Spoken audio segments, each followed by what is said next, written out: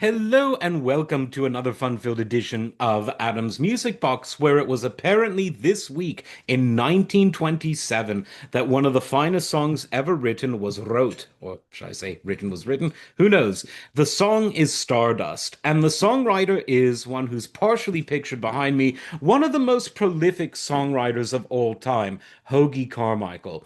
And he was someone that really just had a knack for writing great songs. He didn't often write lyrics. He was mostly just the man who wrote the music. But he worked with some of the most prolific lyricists, people like Johnny Mercer of all time, and created such classic songs.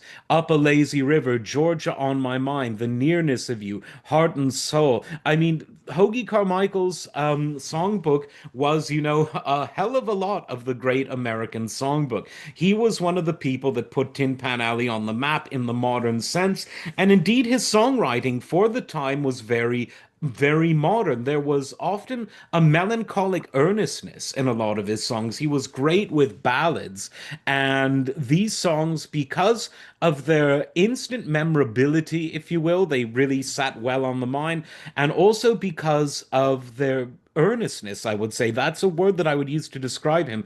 They have outlasted his initial popularity because he did sing and record a lot of his songs, but his songs have spanned the generations, from blues artists to R&B artists to rock and roll artists even, and of course that classic pop era that defined the pinnacle of the great American songbook. Now, Stardust is one of my favorite songs of all time, and so many great people have sung it over the years, but my favorite rendition is from the GOAT, Frank Sinatra, on my favorite Frank Sinatra album, Sinatra and Strings from 1962. And I've talked about that album a lot. You can search for the video on it.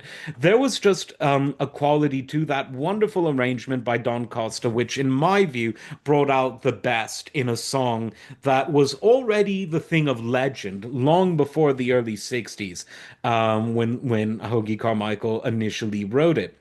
But you should check out some of the singing that Hoagy Carmichael did, because while the people who have sung his songs, from Bing Crosby to Ray Charles to Frank Sinatra, to Ella Fitzgerald, and so many, while those songs live on, a lot of his original recordings are sort of less listened to.